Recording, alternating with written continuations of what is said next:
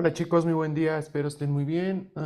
Vamos a comenzar esta clase, ¿vale? Ok, la clase del día de hoy vamos a ver el tema de lo que es el metabolismo óseo, ¿vale? Es un tema muy importante. Si a alguno de ustedes les llama la atención, por ejemplo, la especialidad de geriatría, pues es una especialidad, pues sí muy interesante, también es una especialidad triste, pero sobre todo es una especialidad muy bonita, francamente, ¿vale? Vamos a ver una de las enfermedades más importantes, ¿vale? Que son, por ejemplo, lo que es la osteoporosis. Ajá. Entonces, para esto tenemos que comprender qué es el calcio, ¿vale? Sabemos que el calcio, ¿sí? Es un ion, ¿vale? Es un ion y es un cation. ¿Cuáles son las funciones que tiene el calcio en el organismo? Pues son muchas funciones. Por ejemplo, el calcio, ¿dónde se localiza en mayor medida? Sobre todo en lo que son los huesos, en forma de cristales de hidroxiapatita, ¿no? En los huesos son muy importantes. La otra función que tiene el calcio es en el sistema nervioso. ¿Por qué en el sistema nervioso, jóvenes? Porque sabemos que en el sistema nervioso tenemos a lo que son las sinapsis de carácter químicas, es decir, aquellas sinapsis que van a requerir de lo que son los famosos neurotransmisores. Y sabemos la neurotransmisión que ustedes me quieran decir. Por ejemplo, lo que es el GABA, lo que es la neurotransmisión serotoninérgica, la GABAérgica, la glutamanérgica, etc. Y para que haya sobre todo una sinapsis, ¿qué requerimos? Pues punto número uno, que haya dos neuronas, además de una, ¿vale? Pero que el calcio se llegue a meter hacia la neurona a través de canales de calcio, a través activados por lo que son los potenciales de acción. Y además, cuando el calcio interacciona dentro de lo que es la membrana o lo que es la neurona, va a favorecerme la excreción de lo que es el calcio, ¿vale? Entonces, el calcio va a permitirme que los neurotransmisores que tengamos en el sistema nervioso vayan a salirse. También funciona, chicos, sobre todo en el sistema endocrino. ¿Por qué en el sistema endocrino? Porque en el sistema endocrino, sobre todo, pongamos un ejemplo, lo que son en las células beta del páncreas. En las células beta del páncreas tenemos lo que es la hormona insulina. Y la insulina, ¿para qué funciona? Pues para que metamos glucosa hacia lo que son los tejidos, ¿no? Entonces, la insulina se localiza justamente aquí, ¿vale? Aquí justamente en vesícula se localiza la insulina en las células beta del páncreas, ¿vale? Y lo que vamos a estar ocasionando, por ejemplo, cuando la glucosa se vaya a meter a las células del páncreas, va a metabolizarse, va a generarme moléculas de ATP y además este ATP, ¿vale?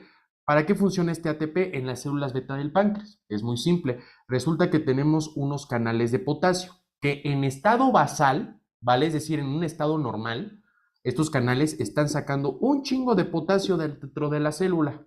Siempre lo están haciendo. Ajá. Y lo que hace justamente la glucosa que se llega a metabolizar o formarme moléculas de ATP, este ATP va a bloquearme a estos canales de potasio.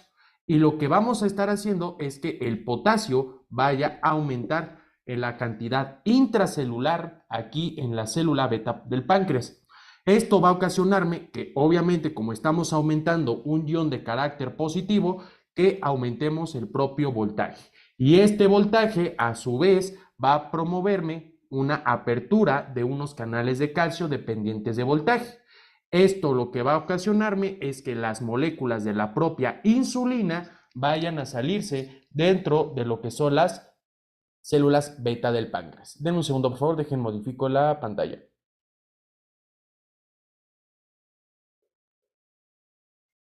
Ok, entonces estas moléculas de calcio, ¿vale? Va a favorecerme para que las propias moléculas de la insulina vayan a salirse. Y es más, aquí podemos observar un tipo de fármacos que son las famosas sulfonilureas. Por ejemplo, lo que es la famosa glibenclamida, ¿vale? Que son fármacos que van a bloquearme a este transportador, sobre todo lo que son los transportadores SUR o KIR, en la unidad KIR 6.2, etc., ¿vale? O las unidades KIR. Ya después, cuando veamos diabetes, vamos a ver en qué zona es donde llega a interaccionar, ¿vale? Entonces, por ejemplo, podemos observar que tiene un funcionamiento endocrino muy importante, ¿no, jóvenes? ¿Vale? ¿Para qué también funciona el calcio? El calcio, además de esto, va a favorecerme, además de la neurotransmisión, de la parte ósea o de la formación de hueso también, es que el calcio juega un papel importantísimo en la contracción muscular. En la contracción muscular. Y es que en la contracción muscular, chicos, tanto en la esquelética, por ejemplo, en la esquelética a través del retículo sarcoplásmico, pero sobre todo en la contracción muscular cardíaca. ¿Qué pasa en la contracción muscular cardíaca? Decía creo que era Guyton, si no, no me acuerdo, pero fue un libro que leí de fisiología, que si ustedes ponen un corazón en una solución salina que no tenga calcio, el corazón va a dejar de latir. ¿Estamos de acuerdo? Por lo tanto, el calcio es fundamental en la contracción muscular, ¿vale? También funciona como una molécula o un cofactor o factor enzimático. Ustedes se acuerdan en las clases de bioquímica cuántas pinches reacciones inmedias se acuerdan que ustedes vieron en bioquímica que decía, pero estas moléculas requieren de calcio. Sí, pues es que la reacción enzimática o la propia enzima requiere para que haga esa reacción moléculas de calcio. ¿Vale? Entonces observamos que son un buen de funciones que tiene el calcio, chicos, ¿vale? Ahora, el calcio está regulado principalmente por la famosa paratormona, ¿ok? ¿Dónde se encuentra o dónde se sintetiza la paratormona? Ya checamos en la primer clase del bloque 3 la glándula tiroides. Ahora, donde sí me voy a meter un poquito más es que vimos la glándula tiroides en general la clasecita pasada, pero sobre todo si a mí me quitan la glándula tiroides, a su pobre doctor de farmacia se la quitan y le examinan por atrás, o sea, en la región posterior, vamos a observar unas glándulas, ¿vale? Estas son las glándulas paratiroideas. Es decir, si yo observo la glándula tiroides, ¿vale? Por atrás o en la región posterior, voy a observar que la más o menos va teniendo esta formita, ¿vale? Entonces, aquí voy a tener a la glándula tiroides. Ajá. Y entonces la glándula tiroides en su región posterior va a tener unas glándulas. Son las glándulas paratiroideas, ¿vale? Estas glándulas paratiroideas se van a localizar aquí justamente, ¿vale? Son 4, ¿vale? Las glándulas paratiroideas aquí se encuentran. Es decir, estoy viendo una región posterior o una región de atrasito de la glándula o de la propia glándula tiroides, es como le estoy haciendo. ¿Para qué funcionan estas glándulas paratiroideas? Porque estas glándulas van a detectarme las concentraciones que tenga del propio calcio extracelular. Y es que a partir de estas detecciones del propio calcio extracelular, la hormona, o más bien las glándulas paratiroideas, van a detectar si sí o no secreto una hormona que se denomina la PTH, o mejor conocida como la famosa paratohormona. La paratohormona es una hormona que se encarga de regularme la síntesis, perdón, de regularme las concentraciones de lo que es el calcio, ¿vale? Estas son las funciones de la paratohormona. Entonces, ahí les va. Cuando nosotros tenemos una disminución de las famosas cantidades de calcio en el líquido extracelular, ¿sí? Vamos a estar aumentando los niveles de la famosa PTH o paratormona. ¿Ok? Y por otra parte, cuando tenemos moléculas de calcio elevadas en el líquido extracelular, los niveles de la famosa paratormona van a disminuir. En otras palabras, ¿qué hace la paratormona? Lo que hace la propia paratormona o las funciones que tiene es aumentarme el calcio que tenga en el organismo por diferentes mecanismos que vamos a platicar a continuación. Esto, ¿cómo se logra o cómo nosotros lo podemos observar? Es muy simple. Si yo le hago un zoom a las células de la glándula paratiroidea, es decir, si yo le hago un acercamiento aquí, lo que voy a estar observando es este comportamiento. Y aquí voy a tener en forma de vesículas, ¿vale? A las hormonas o las hormonas paratiroideas o a las PTHs. Voy a tener un chingo de paratormona aquí en las vesículas que tenga estas glándulas. ¿Estamos? Entonces, chicos, ¿qué les dije? Cuando nosotros tenemos niveles elevados de lo que es el calcio extracelular, ¿vale? Este calcio se va a unir, esta es la parte extracelular, esta es la parte intracelular. Este calcio se va a unir a un receptor. Este receptor es un receptor acoplado a lo que es una proteína G de tipo Q. ¿Vale? Entonces, como toda célula, para que no se me pase, ¿vale? Tenemos en el retículo endoplásmico grandes cantidades de calcio. Estas grandes cantidades de calcio, ¿dónde las localizamos? Estas son moléculas de calcio, ¿vale? En el retículo endoplásmico. ¿Por qué sarcoplásmico? No, porque el sarcoplásmico a lo mejor nos quedamos con la idea que era sarcoplásmico porque vimos contracción muscular cardíaca el bloque pasado. Pero aquí tenemos en el retículo endoplásmico un chingo de moléculas ¿de qué? De calcio, ¿ok? Y aquí tengo en las vesículas a la paratormona, correcto. Entonces, como ya sabrán toda la historia, el calcio es el agonista de este receptor que es una proteína G de tipo Q. Y cuando estamos observando esto, pues sabemos que las proteínas G de tipo Q están asociadas a lo que es una fosfolipasa C. Es una lipasa, entonces las moléculas que tenga de carácter lipídicas, en donde en la membrana plasmática, sobre todo lo que es el PIP2, ¿vale? Como son lípidos que se localizan aquí justamente en la membrana plasmática, la fosfolipasa C, ¿vale? Se va a activar. ¿Por qué? Porque cuando el calcio se une a esta proteína G de tipo Q, teníamos que las proteínas G de tipo Q tenían la subunidad alfa, la beta y la gamma. Pero como el buen Gavin me dijo que pues las proteínas, lo que era la beta y la gamma, valen madres, pues la que nos importan es la alfa. Y la alfa, como está, tiene actividad GTPasa, es decir, voy a ocupar una molécula de GDP para formarme en GTP. Y estas moléculas de alfa GTP, cuando se unen con la fosfolipasa C, va a succionarme a este PIP2. Y este PIP2, cuando interacciona con la fosfolipasa C, me va a formar dos moléculas. Punto número 1, me va a formar a lo que es el IP3, ¿vale? Y este IP3, sabemos que se va al retículo endoplásmico para liberarme a lo que es el calcio. Ahorita les platico qué onda, pero quédense que este IP3 se va al retículo endoplásmico como segundo mensajero para liberarme las moléculas de calcio. Y por otra parte, ¿vale? Si ya le queremos meter más sal a los tacos, ¿qué pasa? Además de estas reacciones que generé del PIP2, voy a generar moléculas de diacilglicerol. Y sabemos que el diacilglicerol va a favorecerme a la actividad o va a activarme a lo que es una proteína sinasa C. Entonces, aquí observamos que la proteína sinasa C, ¿vale? Va a ser el segundo mensajero. Que sí, que quieren ustedes ponerle que también el calcio es el tercer mensajero. Muchos docentes no lo ocupan y no es que estén mal, ¿vale? Porque luego suelen decir que es proteína sinasa C o diacilglicerol, pero también es el calcio. A mi propio criterio, el calcio también es un segundo mensajero. Pero ¿qué es lo que pasa aquí?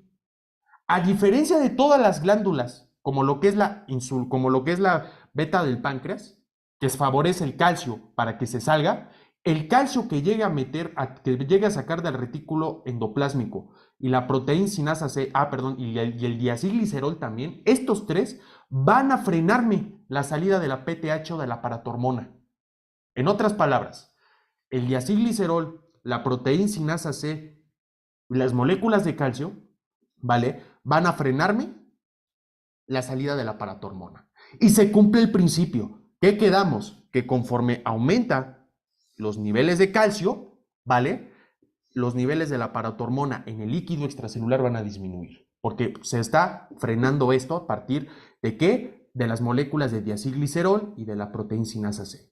¿Quedamos claros? Ok. Ahora, pues si no tenemos calcio, esto va a seguir aumentando, chicos. Si no tenemos calcio, pues no va a haber esta activación, no va a haber IP3 el calcio, ¿vale? No se va a salir del retículo endoplásmico y la paratormona sí va a poder salirse.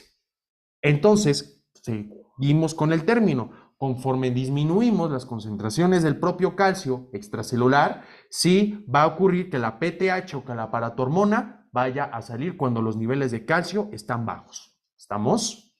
Ok. Entonces, chicos, esto es lo que va a hacer la PTH. Ahora, la PTH, además de tener esto, tiene otras funciones. Una de las funciones que tiene la PTH, y aquí se las centro y se las pongo en signos de interrogación. ¿Qué funciones tiene la PTH además de esto? La PTH va a favorecerme la activación de la vitamina D. ¿Cómo? Ahorita se me queda, porque es donde vamos a aterrizar ahorita esto. ¿Vale? Otras funciones que tiene la PTH es que la PTH va a favorecerme la resorción ósea.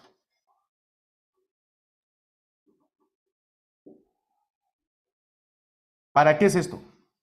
¿Qué pasa en los huesos? Ahorita lo vamos a ver a mucho más detalle, no se preocupen. Pero resulta que nosotros tenemos dos células que se encargan de la remodelación ósea. Osteoclastos y osteoblastos, ¿sale? Lo que hace la resorción ósea es destruirme el hueso a través de lo que son, por ejemplo, los osteoclastos. Ustedes me podrán decir, bueno, ¿y por qué, jóvenes? ¿Qué tenemos en el hueso? Pues un chingo de calcio, ¿no? Y entonces, a partir de la resorción ósea, voy a sacar muchas moléculas de calcio. Ahorita vamos a ver el por qué. No se me preocupen. Ahorita les platico cómo es que la PTH favorece a la resorción ósea. Ahorita nos centramos. Pero para esto tenemos que ver primero qué ocurre con la vitamina D. La vitamina D, chicos, nosotros la podemos sintetizar o la podemos adquirir de dos formas. Punto número uno, a través de la piel, o la otra la podemos adquirir a través de fuentes alimenticias. ¿Ok? Bien, chéquense bien. En la piel nosotros tenemos moléculas que van a ser expuestas a través de la luz ultravioleta. ¿Ok? Ahí les va. Chéquense muy bien. Tenemos en la piel moléculas que son muy importantes, por ejemplo, el deshidrocolesterol. Esto ocurre en la piel, ¿vale? Entonces, este 7-deshidrocolesterol va a exponerse a través de lo que son los rayos ultravioleta. ¿Por qué? Pues cuando nos exponemos al sol, ¿vale? Ay, pinches marcadores tan feos. Ay, si conocen alguna marca de marcadores, me dicen para pizarrón, ¿vale? Es que, ¿cómo batallo con estos? Entonces, aquí tenemos a la radiación ultravioleta, ¿ok? Ahora, esta radiación ultravioleta va a ser importante porque a partir, cuando nosotros nos exponemos al sol, a través de lo que es la 7-deshidrocolesterol, ¿vale? Va a formarme una molécula que se denomina la famosa vitamina D3. ¿Ok?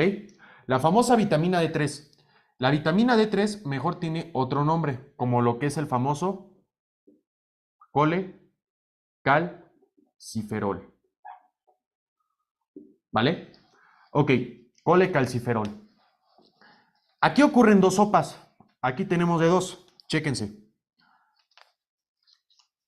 Esta vitamina D3 también nosotros la podemos adquirir, o la vitamina D, a través de lo que son tanto alimentos vegetales, ¿vale? Sobre todo los alimentos vegetales, ustedes la pueden encontrar como por ejemplo en vitamina D2. Y ya cuando son en fuentes animales, por ejemplo los quesos, los yogures, ¿vale? A través de lo que es la fuente alimenticia animal, vamos a adquirir a través de lo que es la D3, ¿vale? Por ejemplo, creo que eran los charales, ahorita les platico cuáles. La podemos adquirir a partir de la alimentación. Pero aquí ocurre algo importante.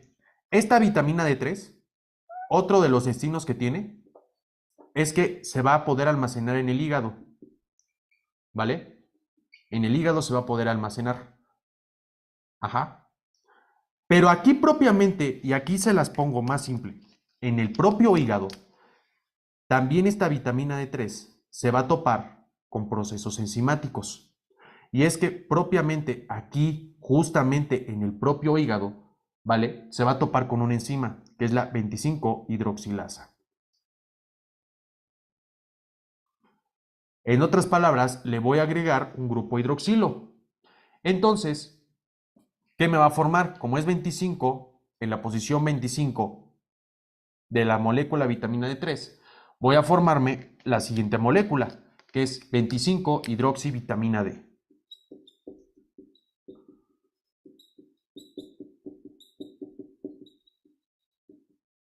Y ya tienen esto, ¿vale?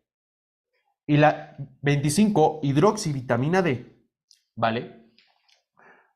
En el plasma va a pasar, va a moverse en el plasma.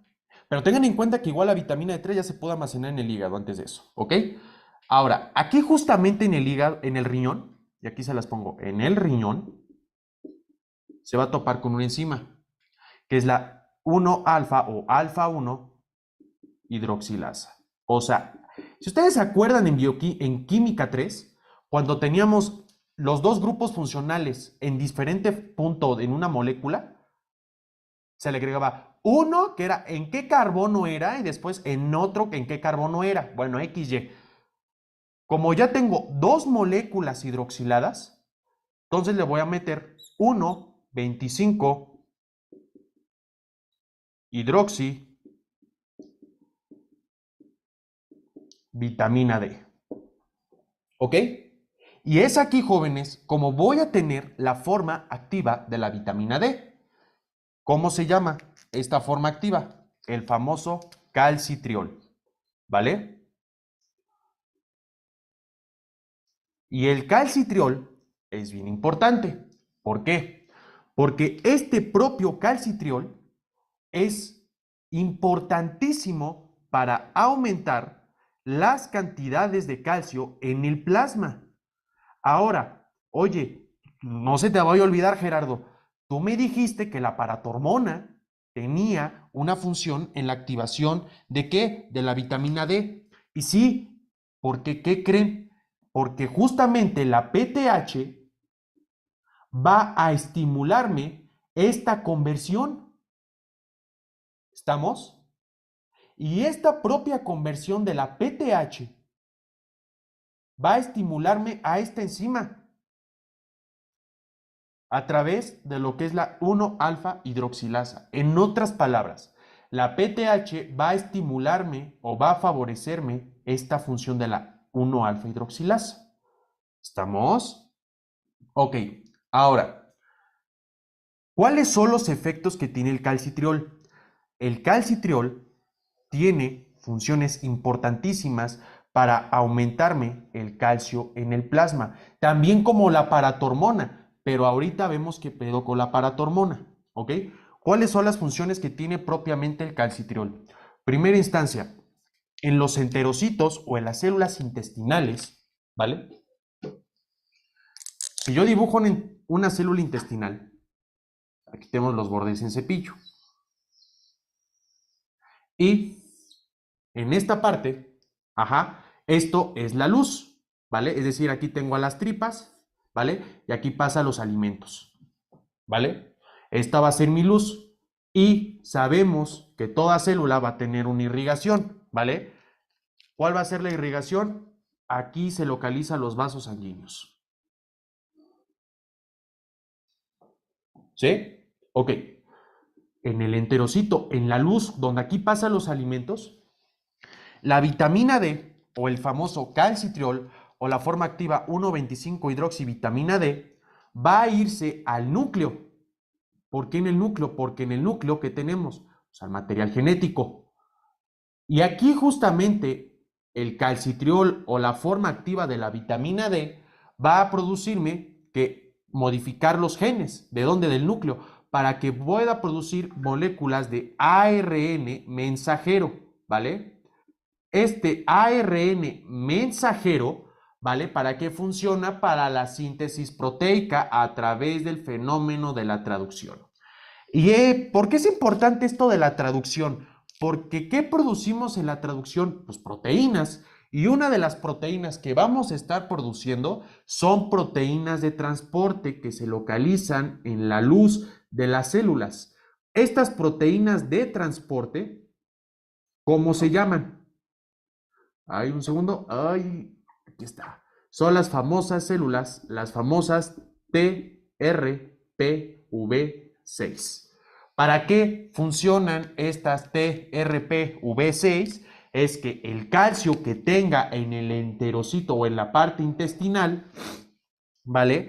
Vaya a poder absorberse, es decir, que pase del calcio que tenga en la luz hacia lo que son las células, ¿vale? Y el calcio que se llegue a meter, ¿vale? Va a ser transportado hacia lo que es el vaso sanguíneo.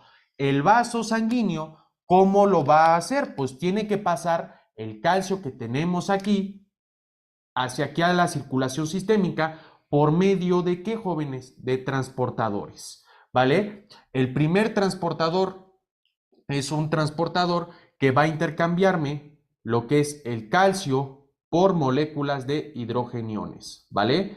Y esto se logra a través de lo que son moléculas de ATP, eso es decir, es una bomba ATPasa, ¿estamos? Y la otra es que va a cambiarme, por ejemplo, a otro transportador, es que me va a meter el calcio hacia la circulación sistémica de la parte vasolateral y me va a intercambiar por 3 moléculas de sodio. Es como voy a lograr que el propio calcio se vaya a meter hacia la circulación sistémica. Y si ustedes somos observadores, entonces lo que hace la vitamina o el calcitriol, que es la forma activa de la vitamina D, es que va a favorecerme que propiamente el calcio que tengan los alimentos se pueda reabsorber mucho mejor. ¿Estamos? Ahora, ¿qué pasa, por ejemplo, en el riñón? ¿En el riñón tiene otra función la vitamina D? Sí, es correcto. ¿Por qué? Porque en el riñón o en las nefronas va a favorecerme la reabsorción, ¿vale? Se las pongo más simple.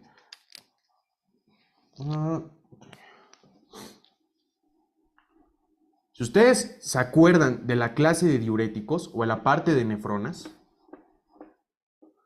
sabemos que las nefronas van a tener a los túbulos, ¿ok? Entonces, aquí tengo una célula tubular, ¿vale? ¿Y dónde va a suceder esto? Sobre todo en el túbulo contorneado distal, ¿vale? En el túbulo contorneado distal es donde va a suceder todo esto. Pero ahí les va. ¿Cómo sucede? Aquí tenemos a lo que es la luz tubular, es decir, donde pasa la pipí. Y por otra parte, tenemos en esta parte a la región vasolateral. Ay, ches plumones.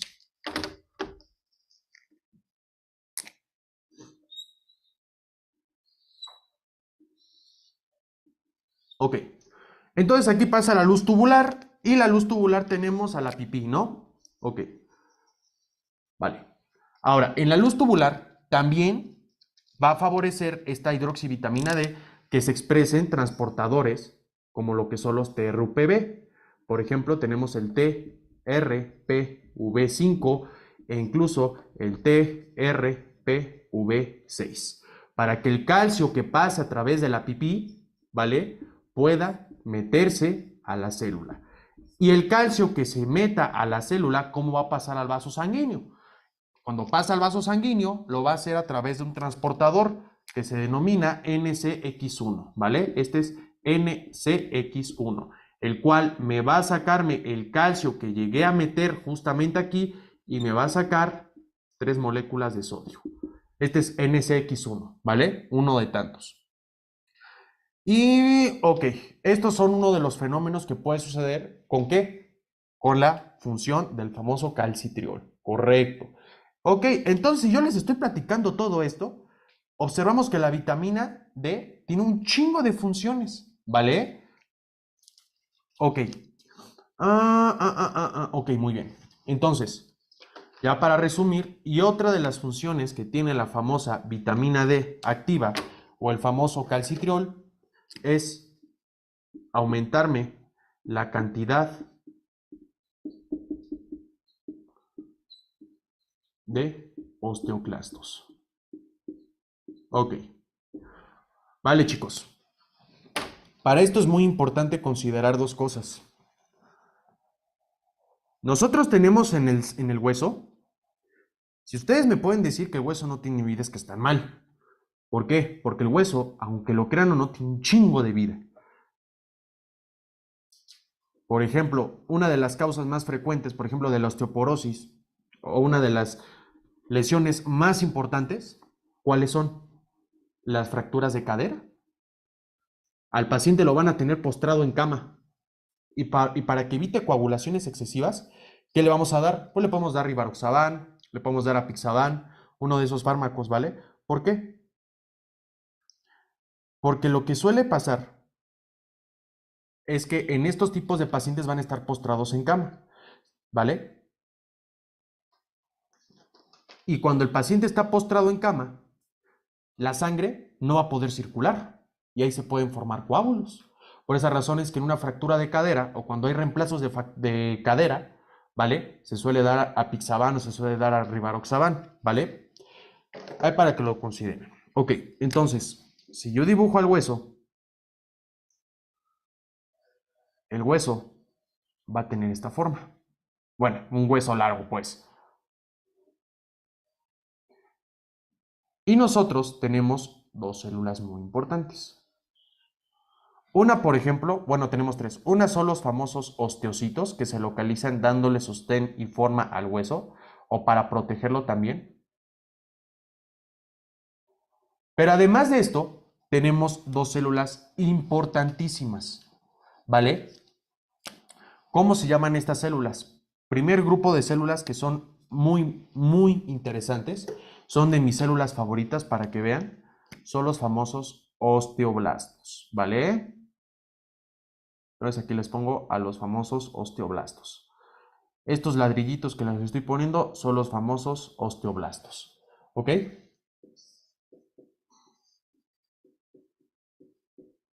¿Cuál es la función de los osteoblastos? Formar matriz ósea o formar hueso nuevo. Esto van a ser los osteoclastos. O sea, en otras palabras, son constructores, son células que se encargan de la construcción de huesos, ¿vale? O de la remodelación ósea. Ok, ahora, el osteoblasto, así como lo están observando, el osteoblasto va a tener que madurar. Y aquí les pongo, esto chicos, es un precursor de osteoblasto.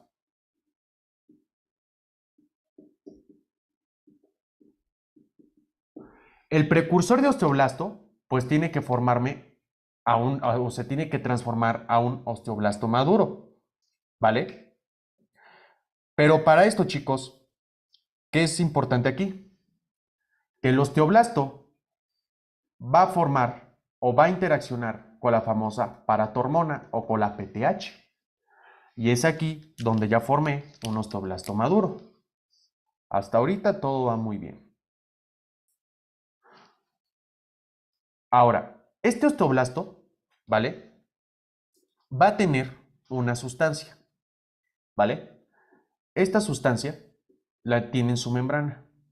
A esta sustancia se le conoce como rank ligando.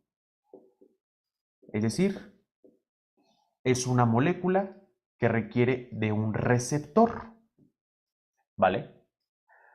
Quédense ahorita que el osteoblasto tiene esta molécula que se denomina rank ligando. Ahora, yo les pregunto algo. Para que el propio osteoblasto funcione o me forme hueso nuevo, ¿qué le tengo que hacer al hueso? Porque, a ver chicos, más simple. Digamos que voy en la carretera y a mí se me antoja poner un pinche McDonald's en un terreno baldío. Pues yo no puedo ocupar la pinche tierra así nada más. O sea, ¿estamos de acuerdo? Tengo que hacer estudio de suelos, tengo que hacer cuánta madre de construcción, ¿no? ¿Qué tengo que hacer? Pues, pues tengo que pasar o tengo que llamar a una pinche pala gigante que me excave todo el suelo y me genere un espacio suficiente para que los albañiles, los constructores, los arquitectos puedan trabajar. Entonces, ¿qué requiero? Requiero de destruir hueso, porque lo que quiero es formar hueso nuevo. ¿Estamos? Entonces, estas moléculas de rank, ¿con quiénes van a interaccionar? Estas moléculas de rank ligando. Pues bueno, resulta entonces que tenemos otras células que se van a encargar de destruirme la matriz ósea para dejarme espacios huecos para que los osteoclastos puedan sintetizar hueso nuevo. Y entonces observamos a unas células que se denominan a los famosos osteoclastos, ¿vale? Los osteoclastos son los destructores. Y estos osteoclastos van a expresar un receptor, el cual se va a unir al ligando de rank. Este receptor se denomina rank. Ay, ¿y cuál es el ligando de rank? Ay, pues rank ligando. Entonces, el osteoclasto que se encuentra maduro, este es un osteoclasto inmaduro, ¿vale? Y entonces el osteoclasto quedamos que va a tener a su receptor de rank o al receptor rank. Aquí se localiza. Entonces aquí tengo al receptor de rank. Y cuando ya se une el pinche osteoclasto inmaduro con su receptor rank o el rank con las moléculas del ligando de rank, que lo expresa el famoso osteoblasto, ¿estamos? ¿Vale? Aquí ya el desmadre es mayor. ¿Por qué? Porque ahora este pinche osteoclasto, ¿qué se va a hacer? Una molécula destructiva. Va a ser una pinche grúa esta madre. Y aquí la voy a poner. ¿Qué va a hacer el osteoclasto? Liberarme sustancias corrosivas, como por ejemplo hidrogeniones, lisosomas o enzimas lisosomales que ahorita vamos a ver. El punto es, conforme está pasando esto, chicos, ¿vale? Entonces quedamos que el osteoclasto que se encuentra inmaduro requiere de las moléculas de rank, ¿vale? ¿Para qué? Para que aquí me forme a un osteoclasto maduro. Una vez, chicos, que hayamos generado esta resorción ósea, ¿vale? ¿Qué es lo que me va a estar sintetizando o qué se va a liberar? Punto número 1, me va a liberar citocinas este proceso. Esto es el proceso de resorción ósea. ¿Vale? ¿Qué moléculas me va a liberar? Una, citocinas. ¿Vale? Siguiente me puede llegar a liberar una molécula que es el TGF beta, o mejor conocido como el factor transformador del crecimiento beta. ¿Vale? Factor de transformador del crecimiento beta. También me puede sintetizar otras moléculas, como por ejemplo el factor de crecimiento de la insulina. Y esto, chicos, todos estos fenómenos de resorción o de síntesis de estas sustancias, como por ejemplo lo que es el factor de crecimiento, ¿vale? O lo que son el factor de crecimiento de la insulina, va a favorecerme también que los osteoblastos inmaduros maduren para que después formen osteoblastos maduros que tengan moléculas de rank ligando, ¿vale? Y este rank ligando se una con los osteoclastos. ¿Y para qué funciona esto? Esto va a funcionar, para liberarme calcio, porque ¿qué quedamos que tenemos, chicos, en el hueso? Ah, pues un chingo de moléculas de calcio. Y una vez que esté haciendo estas excavaciones, ¿vale? Propiamente se está liberando muchas moléculas de calcio. Entonces, la paratormona, una de las funciones que tiene, chicos, ¿vale? Es esto. También estimula la conversión del precursor de osteoblasto a un osteoblasto maduro. Esto hace la paratormona. Y entonces estamos tomando a consideración Entonces, pues sí, la paratormona funciona para que yo estimule a este osteoblasto, que lo tengo inmaduro, a un osteoblasto maduro, para que así después, ¿vale? Vaya a generar el fenómeno de excavación y de liberación de lo que son las moléculas de calcio. ¿Estamos? Entonces, esto es una de las funciones que tenía la paratormona. También, por ahí dicen que es de forma indirecta. La paratormona, ¿qué hace? Estimula la conversión de del famoso calcitriol a su forma, bueno, de la vitamina D a su forma activa, ¿vale? Pero esto es más chama de la vitamina D, ¿vale? Pero así lo quedamos. Entonces, ¿para qué? Para que yo reabsorba calcio, ¿ok? Entonces, dicho de otra forma, cuando ya tengo a este hueso que ya se, pues terminó hecho excavado esta madre, ¿vale? ¿Qué es lo que va a pasar? Pues ahora, cuando ya hicimos el hoyo o hicimos el orificio a través de lagunas, los osteoblastos van a hacer su chamba de sintetizar matriz ósea. Miren, chicos, yo entiendo que está muy fumado esto, ¿vale? Los osteoblastos van a formarme matriz ósea, es decir, van a formar un parche de hueso nuevo. Yo que más les quisiera enseñar un video bien bonito, se los juro que se los voy a mandar por YouTube.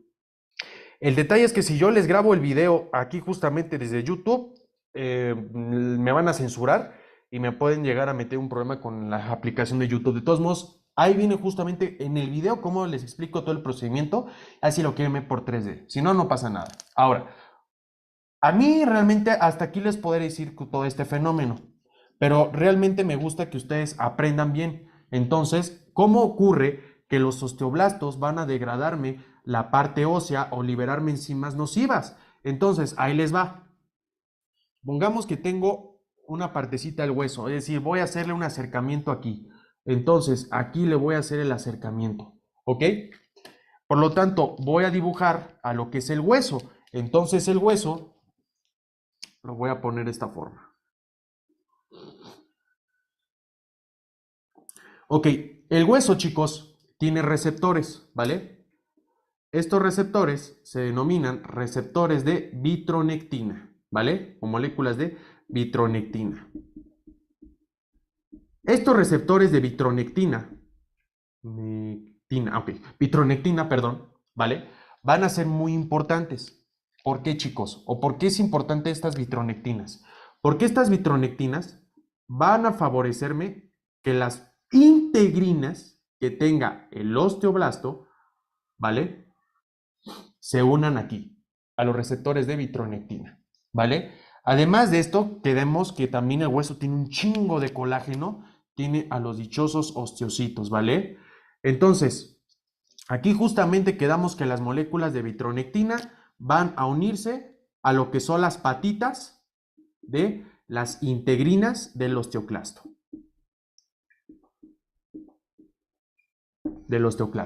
¿Vale? Entonces, el osteoclasto, además de esto, chicos, ¿qué va a tener? Uno, el pinche osteoclasto va a tener enzimas lisosomales. Y estas enzimas lisosomales, ¿qué contienen? Sustancias ácidas, ¿no? Entonces, las sustancias ácidas se van a liberar a través de las interacciones de la clatrina que tenemos en la membrana. Si ustedes acordarán, la clatrina lo que hace es que cuando una célula se quiera sacar cositas como lo que son citocinas, lo que son moléculas o proteínas, etc., la clatrina en la membrana va a ser como sumirme para que se pueda salir esas moléculas, ¿vale? Entonces, la clatrina va a interaccionar con estos lisosomas y se van a liberar moléculas de carácter lisosomales que son ácidas. La otra función que tienen los osteoclastos es que van a tener, por ejemplo, bombas. Por ejemplo, una bomba de hidrogeniones. Esta bomba de hidrogeniones, si son hidrogeniones, pues chicos, son sustancias ácidas. Entonces, estas sustancias ácidas a través de bombas de hidrogeniones ATP-asas. Esto es bien importante porque resulta que estos tipos de proteínas ATP-asas requieren de, digamos, un enlace covalente. Enlace covalente con lípidos, ¿vale? Enlace covalente de lípidos. Estos lípidos, como por ejemplo lo que es el colesterol o etc., van a generarme unos tipos de reacciones para que funcionen correctamente, ¿vale? Ahorita los vamos a ver a más detalle, chicos. ¿vale? Pero el punto es que requiere de enlaces covalentes a partir de lo que son los famosos lípidos, ¿vale? Entonces, esto es lo que va a pasar, ¿vale? Esto es lo que va a pasar o cómo funcionan los lisosomas, ¿vale? O cómo funcionan también los osteoclastos. Siguiente cosa. Un segundo, por favor.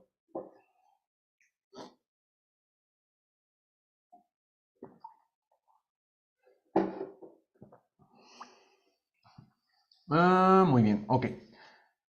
Ya aterrizando esto, ya viendo todo esto más a detalle, vamos a hablar de una patología que ustedes van a toparse en geriatría. Ustedes, chicos, definitivamente tienen que saber, saliendo de segundo año, que es la osteoporosis, ¿vale? Porque escojan la clínica o el hospital que sea, les va a llegar una paciente con osteoporosis. Pero para ser más preciso esto, ¿qué es la osteoporosis? La osteoporosis es una enfermedad que predomina más en mujeres que en hombres. Es una enfermedad geriátrica, si lo queremos ver así, sí, claro, ¿por qué? ¿Qué pasa con este tipo de enfermedad? Que la densidad mineral ósea, sobre todo en las articulaciones que más tenemos o que más cargan peso, las vértebras o incluso la articulación que era la coxofemoral, una disculpa en anatomía, pero la parte del cuello del fémur, ¿vale? Todas estas articulaciones que tienen un chingo de peso van a desgastarse correctamente, van a desgastarse constantemente. ¿Y esto qué predispone? Predispone a que la persona vaya a tener caídas o incluso le pueda ocasionar fracturas. Les voy a poner un ejemplo. Digo, en mi caso, yo vivo con puras mujeres. ¿Por qué? Porque bueno, antes vivía con más mujeres porque era mi mamá, era mi tía, mi jefa, mi patrona, era otra tía mía, o sea, en mi familia predominaban las mujeres viviendo en mi casa.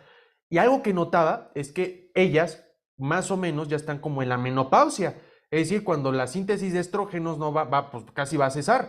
El punto es que en ellas, por ejemplo, la época posmenopáusico, la menopausia, cómo yo las llegaba a notar. Punto número uno, andaban de un pinche humor muy cabrón, porque esto sí suele pasar, suelen enojarse más, suelen incluso yo hasta notaba como que suelen olvidar más las cosas. Ejemplo, yo iba, por ejemplo, luego a comprar el huevo en la mañana y en la tarde me recordaban como diciéndome, oye hijo, sí compraste el huevo y justamente fue lo que desayunaron. Otro ejemplo, tienen se sienten como más en este punto, son más intolerantes al calor, les da mucho sueño, ¿vale? Ven, por ejemplo, la televisión, luego se quedan dormidas, tienen cambios de humor muy repentinos, esto sí, ¿por qué? Porque a mí me tocaba chinga, de eso sí les digo, a mí me tocaba chinga constante, ¿vale? El punto es que es una enfermedad que va a disminuir la densidad mineral ósea, ¿vale? La densidad mineral ósea es lo que pueda llegarse a ocurrir, ¿vale? ¿Por qué se da? Por un chingo de causas, ahí les va. Una de las razones o de los factores más importantes es ser mujer. ¿Por qué? Porque cuando las mujeres cumplen como de 45 o 50 años, van a entrar en la menopausia. Y en la menopausia es cuando la síntesis de estrógenos van a disminuir. ¿Y esto por qué es importante los estrógenos? Porque los estrógenos, chicos, van a favorecer a la formación ósea.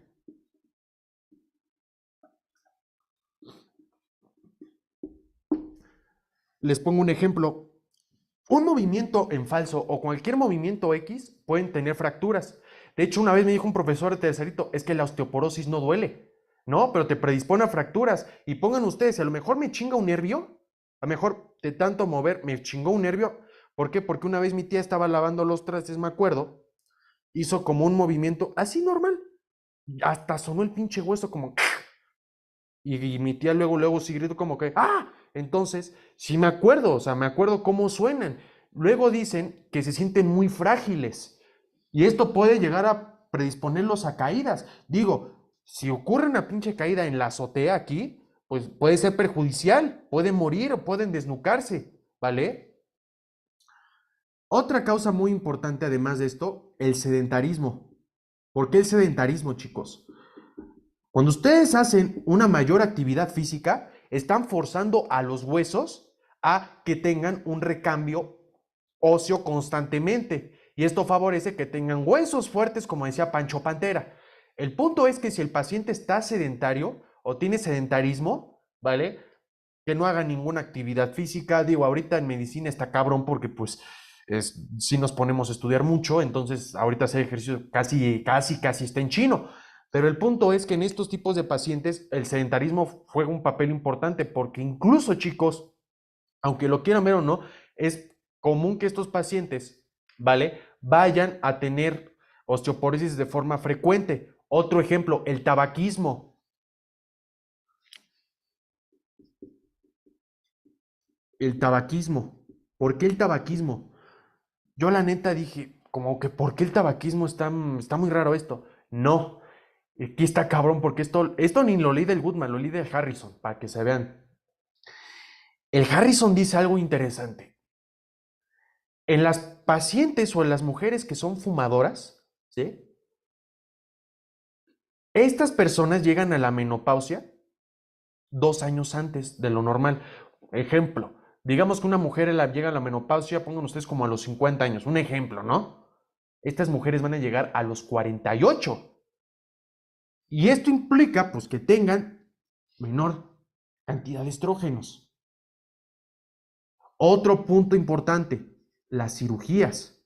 Por ejemplo, las cirugías intestinales. Ah, chinga, ¿por qué? ¿Por qué las cirugías intestinales?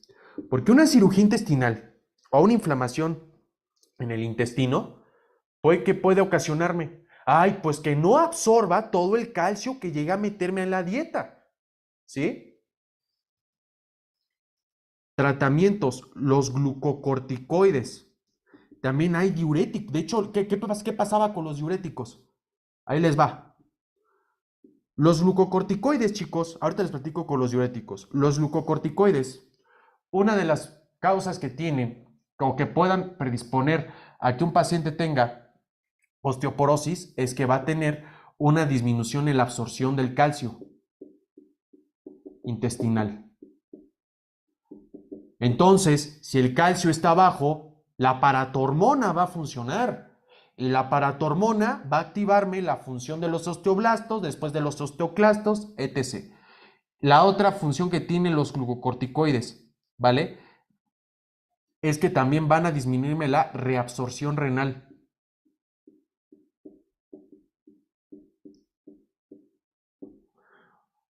¿En qué paciente ocupamos glucocorticoides? Pacientes, por ejemplo, con artritis reumatoide. Los pacientes que tienen artritis reumatoide, pues van a tener que consumir un fármaco modificadores de la enfermedad, por ejemplo, lo que es el metrotexato, que es un fármaco cabroncísimo, muy fuerte es metrotexato, pero para disminuir la inflamación y para disminuir, pues no el dolor, pero el proceso inflamatorio se ocupan glucocorticoides. Y súmenle además de que las articulaciones en el paciente van a estar todas jodidas, ¿sí? Darle un glucocorticoide va a perjudicarle más, ¿sale? Tratamientos, por ejemplo, para el VIH, también otro tipo de fármacos. Los diuréticos, ¿qué hacen los diuréticos? Los diuréticos te hacen que orines más. Y todo el calcio que tengas en los túbulos, por ejemplo, hay diuréticos que promueven la excreción urinaria de calcio. ¿En qué pacientes observamos? En los pacientes con edema, pacientes con edema agudo del pulmón, por ejemplo, o pacientes que tienen problemas cardiovasculares, a lo mejor no tanto con hipertensión arterial, ¿vale? Pero hay fármacos, por ejemplo, que son aquellos diuréticos que vayan a excretarme mucho calcio. ¿Estamos? Otro de las razones que a lo mejor, obviamente, una deficiencia de calcio en la alimentación, una deficiencia de vitamina D.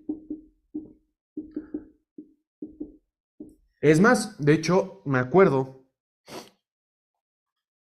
que mi señora madre, cuando estaba conmigo, ella tenía osteoporosis. Y ella, una de los tratamientos que le dijo el ortopedista, doñita, vayas a solar al sol o vayas a solear. Entonces me acuerdo que mi abuelita o mi madre se asoleaba en el sol, se daba sus bañitos de sol. Entonces, ay, bonitos momentos. Yo me acuerdo que me quedaba platicando con ella. Ay, era mi confidente. Bueno, el punto es que en estas personas que tengan osteoporosis se les aconseja que tomen vitamina D.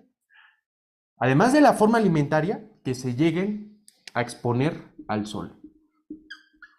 Es por esta razón que en muchos, creo que hay países jóvenes que bien cagado es que ni siquiera tienen la luz del sol. Esto es neta. Por ejemplo, creo que eran zonas muy nórdicas, ¿vale?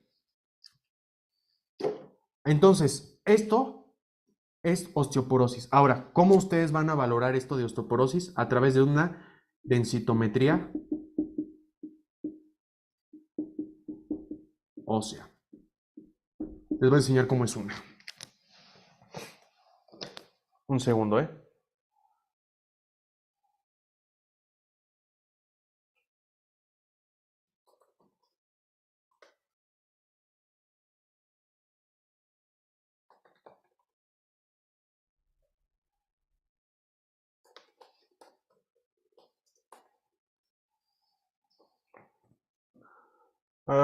Ok. Aquí tenemos una.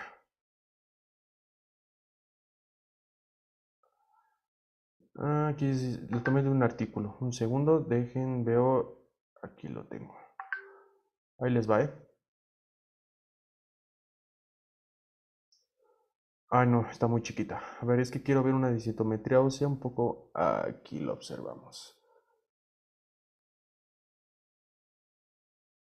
Ok, a ver, chéquense muy bien. Voy a compartir mi pantalla. Vale. Si ustedes observan, ajá, aquí tengo una densitometría ósea, ¿vale? Ok. Aquí tengo mi puntero. Ok, chéquense. Esto es el diagnóstico para ver osteoporosis. En el eje de las X tengo la edad. Si ustedes pueden observar, aquí es una edad como de 50 años. De hecho, es más, el pico máximo de la función ósea o de la síntesis ósea es como a los 30 años. Ya debajo de los 30, ya arriba de los 30 años es cuando la densidad mineral ósea va decayendo, ¿vale? Y aquí tenemos el verde, es lo normal, ¿vale? Osteopenia, es decir, la disminución de la densidad mineral ósea va a disminuir, ¿vale? Y la osteoporosis, que ya es como el grado crítico. Y en el eje de las Y observamos la densidad mineral ósea. ¿Vale? Entonces, si por ejemplo aquí observamos, aquí es un paciente normal que tiene como aproximadamente unos, a ver si me sale bien el puntero, unos 55 años, tiene una densidad mineral normal. De hecho, es muy fácil leer una densitometría ósea, ¿vale? Cuando pasa, por ejemplo, osteopenia, pues hay que hacer cambios de vida, por ejemplo, aumentar más la actividad física, ¿vale? Cambiar los estilos de alimentación y ya cuando pasa aquí al rojo, pues ya es que el paciente está pues casi hecho, los huesos cascaron porque pues sí están muy frágiles, ¿vale? Ok, entonces esto es una densidad, esta es una densitometría ósea, ¿vale? Así es como ustedes van a tener que ver una densitometría ósea. ¿Y por qué? Porque les va a llegar pacientes ustedes el día de mañana, muchos pacientes les va a llegar con osteoporosis, muchos, sobre todo como les digo, en su mayoría son mujeres, ¿vale? Ok,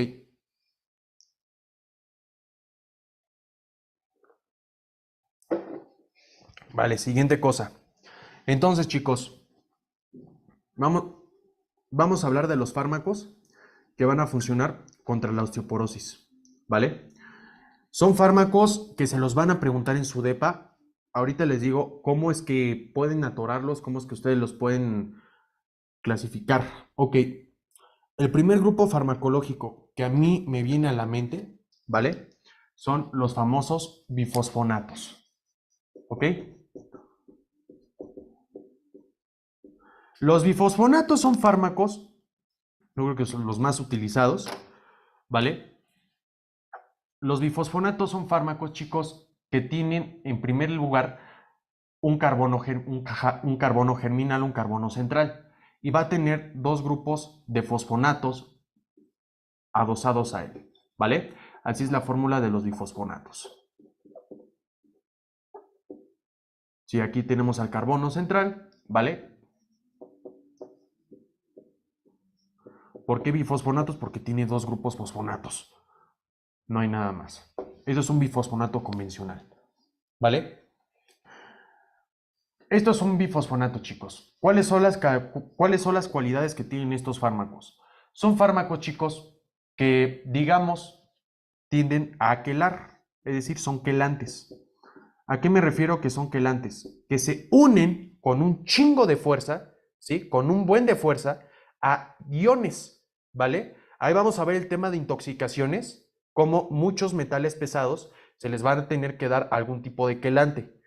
Es decir, ¿qué es un quelante? Supongamos que aquí tengo al quelante de color negro, ¿vale? Y el quelante lo que va a hacer es atraerme muchas moléculas, ¿como de qué? De cationes bivalentes, por ejemplo, el calcio, el hierro, sobre todo el calcio. Entonces, lo que va a hacer el quelante es no absorberme, más bien unirme, es como un imán de iones, si lo queremos ver así. Y aquí pónganselo, es como un imán.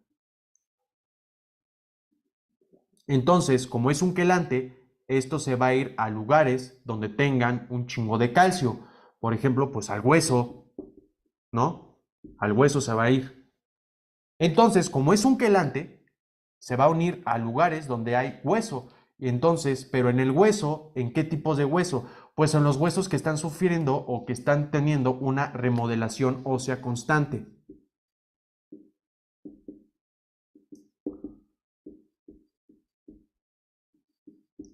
Por ejemplo, el fémur, ¿vale? Las vértebras.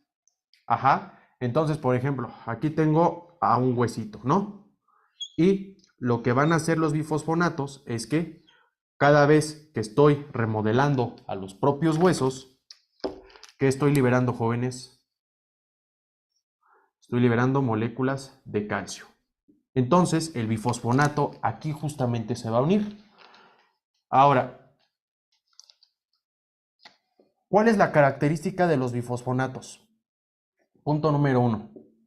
Y aquí grábense esto, por favor. Grábenselo muy bien. Que son fármacos que van a inhibirme la acción de los osteoclastos. ¿A través de qué? Bloquean a la vía del mevalonato. Yo les dije que los bifosfonatos, perdón, que los osteoclastos van a requerir en las proteínas de hidrogeniones ATPasa enlaces lipídicos, ¿vale? Enlaces lipídicos, ¿ok? Estos enlaces lipídicos, ¿vale? A través de lo que es moléculas de colesterol o moléculas de lípidos. Esto es un enlace lipídico. Entonces, ¿se acuerdan de la vía del mevalonato, no? Bueno, lo que van a hacer los osteoclastos es inhibirme la síntesis de colesterol a través de lo que es la vía del mevalonato. Y si yo no formo lípidos, estas proteínas no van a poder funcionar. Esto lo que va a ocasionar es que las proteínas no estén funcionando bien porque requiero de lípidos.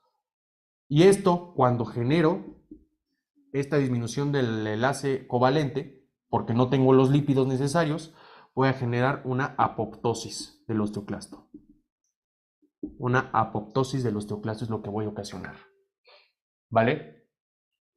Siguiente cosa. Además, ¿cómo se llama este efecto, chicos? Cuando la proteína llega a formar un enlace lipídico, prenilación. Entonces, ¿qué va a hacer? El osteoclasto, ¿qué va a hacer? Los bifosfonatos van a inhibirme la prenilación de las proteínas. ¿Vale? Ahora, aquí hay un dato importante. Estos fármacos, una vez que se llegan a quedar aquí en el hueso y se forme hueso nuevo, ¿vale? Van a quedar aquí, no de por vida, pero van a quedar aquí almacenados. Aquí se almacenan en el hueso.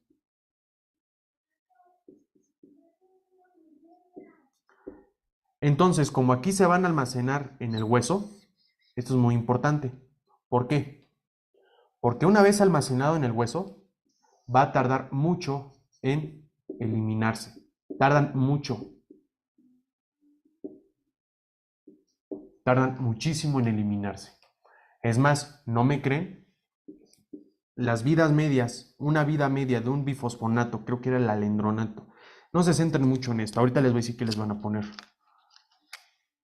Una de las vidas medias más características de estos bifosfonatos, ahí les va. Pónganle ustedes cuánto es su vida media. ¿De cuánto es la vida media? De 10 años. Hay otros que tienen, creo que había uno de 457 horas más o menos. ¿Por qué? Porque aquí justamente los bifosfonatos se van a quedar en el hueso, se van a secuestrar.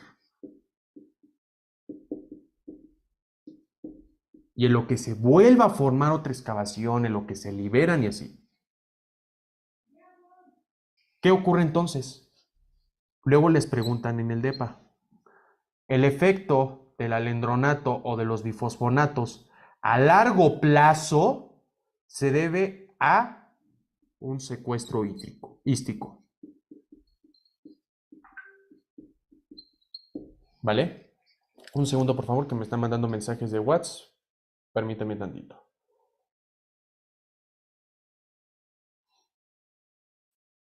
Entonces quedamos que el efecto a largo plazo de los bifosfonatos se debe a secuestro hístico.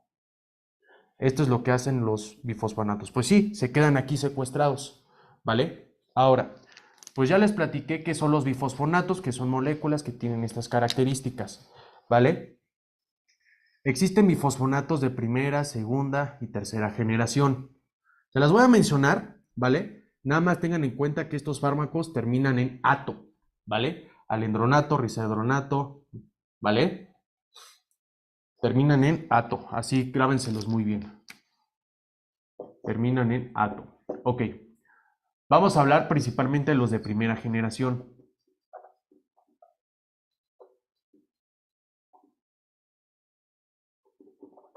Los de primera generación no se los van a poner, no les van a preguntar cuáles son los de primera generación, o sea, no, pero se los pongo por si se los llegan a, si se topan estos en clínica, no quiero que se espanten porque no se los pone el temario, pero se los van a poner un día en clínica, van a ver, por ejemplo, clodronato de primera generación, ¿vale? Y etidronato.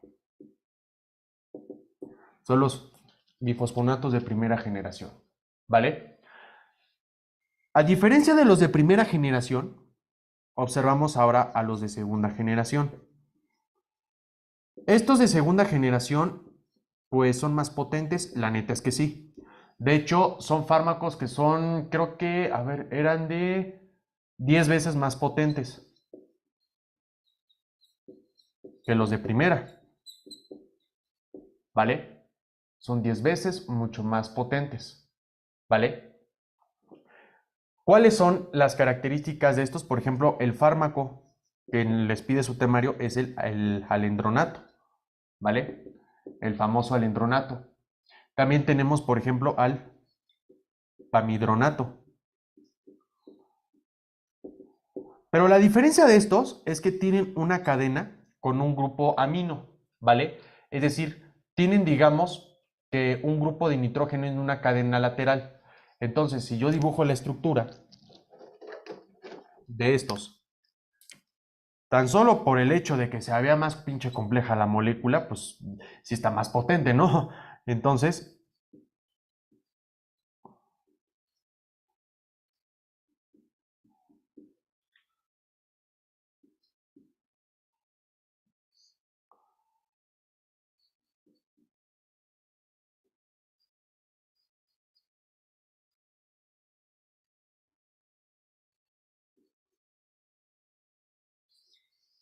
y aquí tiene su grupo de nitrógeno y su cadena lateral. Estos son los de segunda generación. Y ahora, pues ya por otra parte, observamos a los de tercera generación, ¿vale? Los de tercera generación tienen una molécula de nitrógeno, ¿vale? Estos de tercera generación, por ejemplo, tenemos al soledronato y a lo que es el risedronato, ¿vale? Ok. A diferencia de estos, o de, bueno, más bien de estos chicos, es que, pues los de tercera generación sí tienen la misma estructura.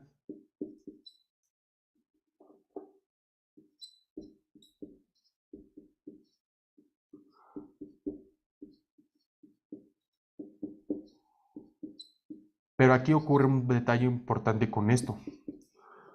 Además de poseer casi la misma estructura, o por qué son más complejos, pues bueno, es que justamente los de tercera generación tienen un anillo cíclico. Es decir, el anillo cíclico tiene un grupo de nitrógeno aquí. ¿Vale? Ahora, como dato importante, estos de tercera generación, chicos, así como ustedes los están viendo, son incluso 10,000 veces más potentes que los de segunda. Entonces tenemos al soledronato y al risedronato. ¿Vale?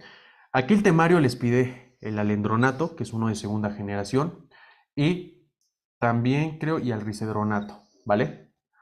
Estos son los fármacos que ustedes les van a pedir en su temario. Hablemos, aquí sí necesito su atención a lo que más quieran, por favor. La cinética de estos fármacos. Voy a hablar de en forma general. Hay tanto en vía intravenosa, que digamos no hay tanto pedo, pero aquí donde nos centramos es en la vía oral. ¿Por qué? Porque estos fármacos, chicos, tienen una pésima biodisponibilidad, menor de 1. Otra causa importante, va a disminuir la biodisponibilidad con los alimentos. Esto grábenselo muy bien. Y entonces, bueno, yo conociendo este dato, ¿qué es lo que puedo inferir? Que estos fármacos, chicos, los tienen que dar en ayunas. No hay de otra. 30 minutos antes del primer desayuno. Bueno, no sé si ustedes desayunan 2 veces, pero 30 minutos antes del desayuno. ¿Por qué? Porque estos fármacos, chicos, son altamente corrosivos en el esófago.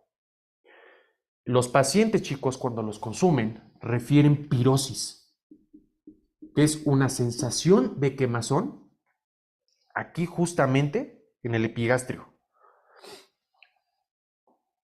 La otra, el paciente, chicos, se lo tiene que tomar parado. Nada como Patricio Estrella, sí, son 3 de la mañana y no, ni madres, no.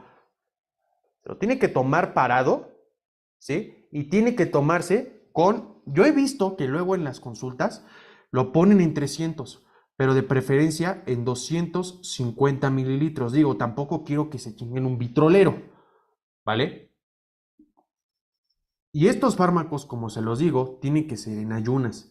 Aquí es donde les van a preguntar esto en el DEPA, ¿sí? Ahora, como checando todo esto, así como observan a los bifosfonatos, ¿vale?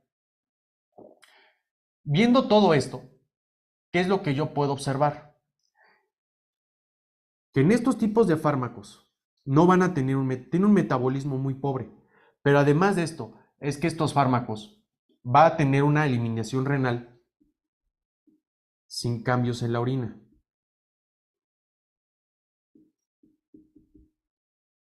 Ahora, aquí viene lo importante.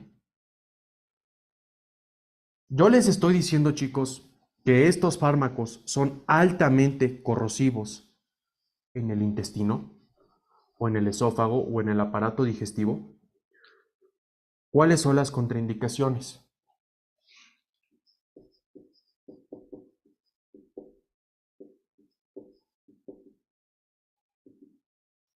Primer contraindicación, enfermedad de reflujo gastroesofágico. Es decir, ustedes tienen a su estómago y en el estómago, ¿vale? Teníamos al esfínter esofágico inferior. Este esfínter esofágico inferior, chicos, es muy importante. ¿Por qué? Porque va a ser un esfínter. ¿Qué tenemos en el estómago? Ácido clorhídrico. Si el pinche esfínter se debilita, el esfínter lo que hace es sostener y constreñir esta parte. Si el pinche esfínter se debilita, el ácido clorhídrico se me puede ir, al esófago y me puede causar una esofagitis erosiva o una esofagitis o inflamación del esófago o una corrosión del esófago. o me puede ocasionar una úlcera esofágica. Esto porque se da también, por ejemplo, con las comidas ricas en grasas. Se las voy a poner más simple, van con el novio, se los lleva a una feria y se piden una pincha banderilla con papas, con cepa la madre de mucha grasa.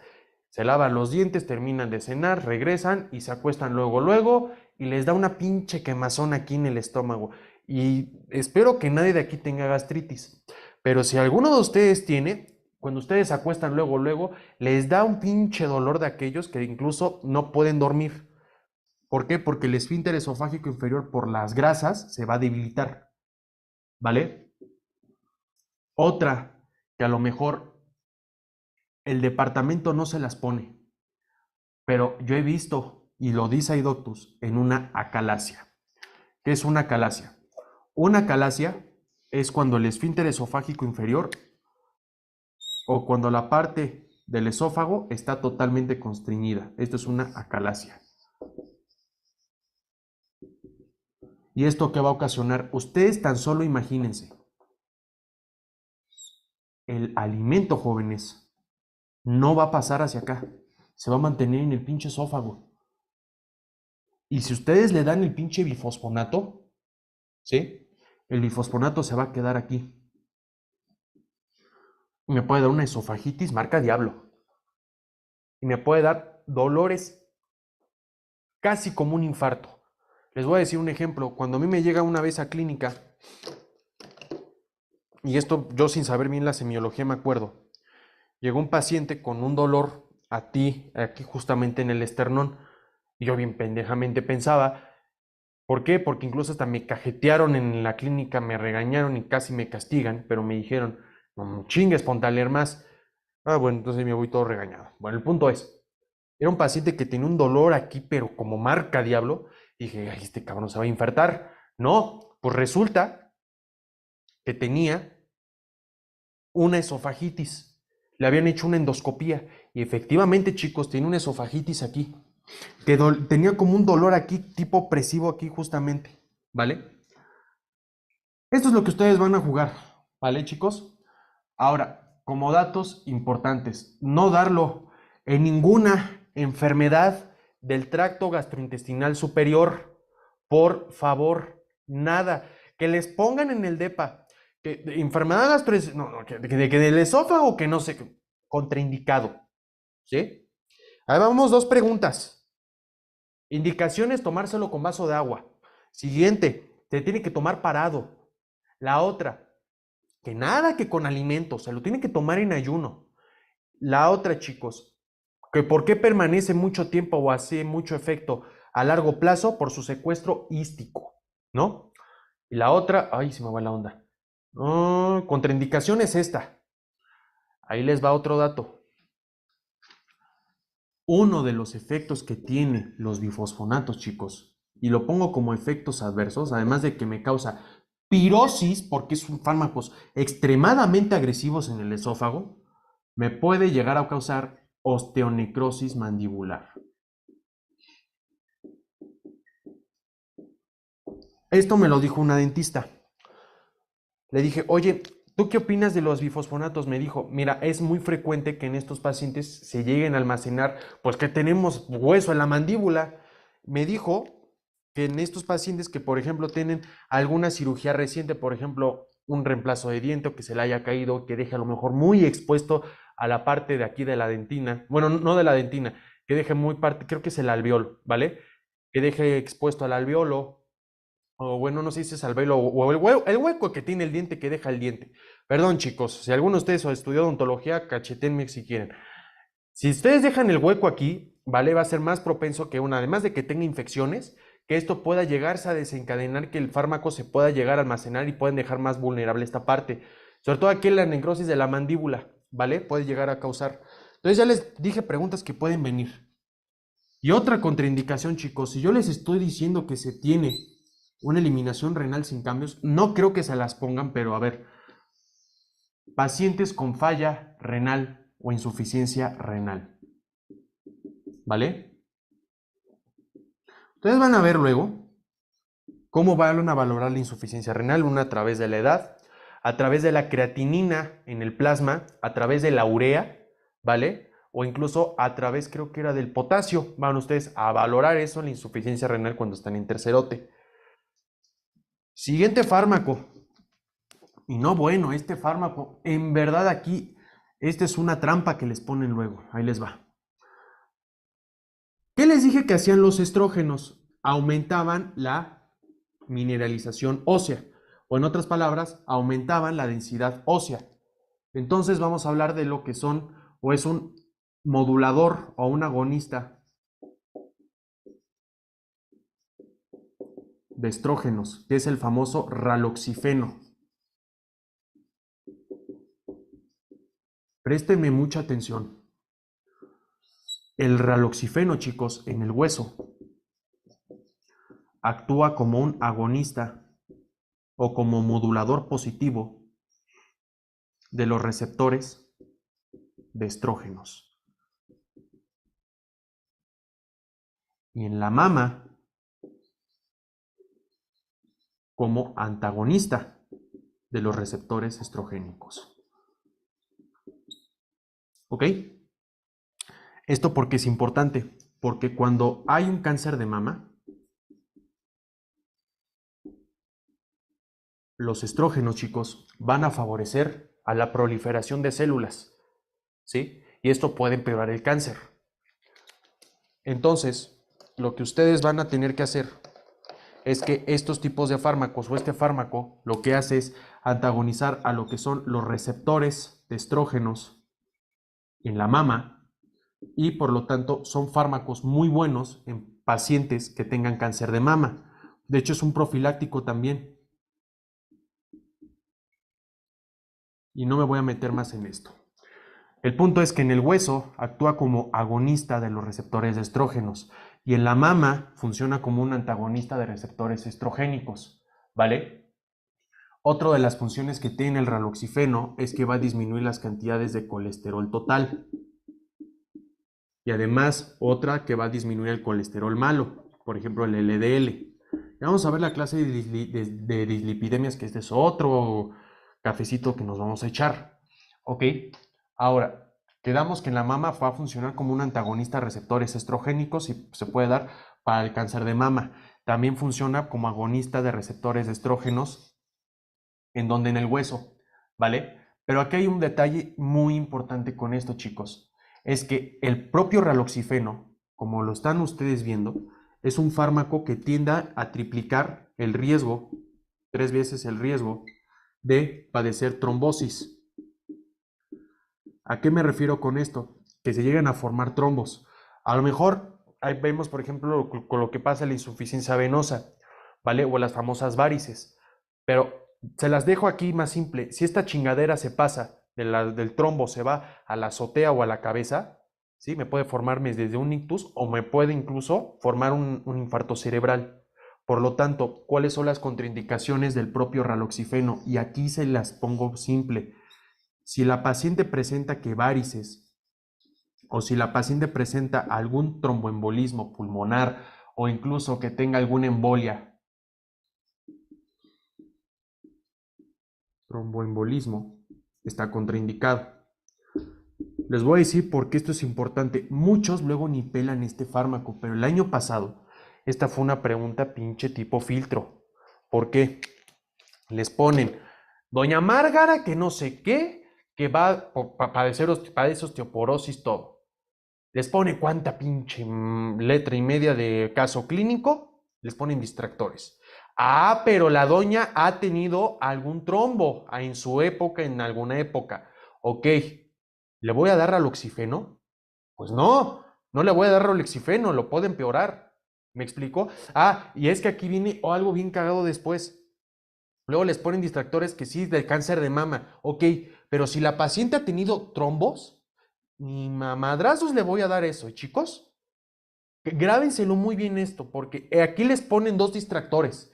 Les ponen lo del cáncer de mama y les ponen lo de la parte del tromboembolismo.